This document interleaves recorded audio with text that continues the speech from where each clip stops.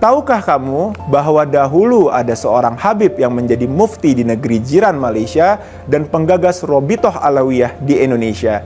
Siapakah beliau dan bagaimana kisah kehidupannya? Mari kita bahas.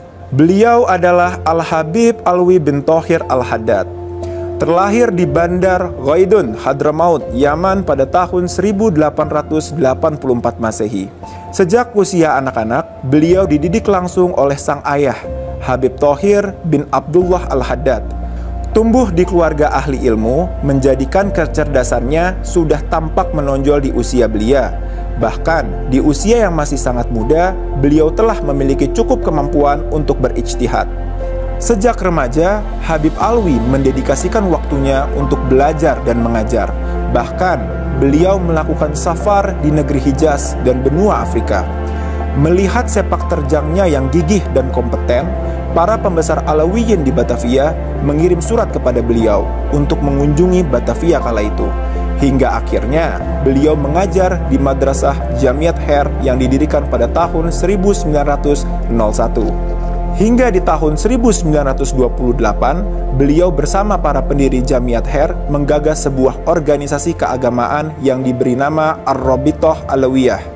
Hingga perhatiannya tertuju pada keadaan anak-anak yatim di masanya. Beliau menganjurkan kepada para pengurus Robitoh kala itu untuk mendirikan sebuah panti asuhan. Hingga di tahun 1931 didirikanlah sebuah panti asuhan yang bernama Darul Aitam.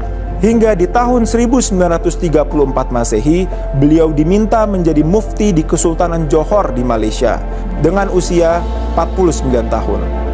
7 tahun beliau menjadi mufti hingga di tahun 1941 beliau berhijrah ke Batu Pahat bersama keluarganya karena invasi Jepang di Malaka.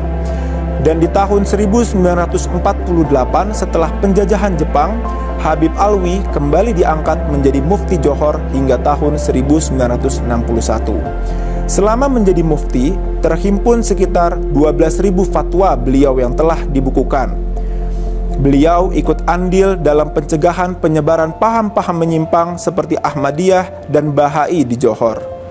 Hingga di tahun 1962, beliau wafat dan dikebumikan di pemakaman Islam Mahmudiyah di Johor Bahru, Malaysia.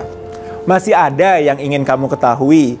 Jangan lupa komen di bawah ya. Dan jika kamu merasa video ini bermanfaat, yuk di-share videonya. Sekali lagi ya.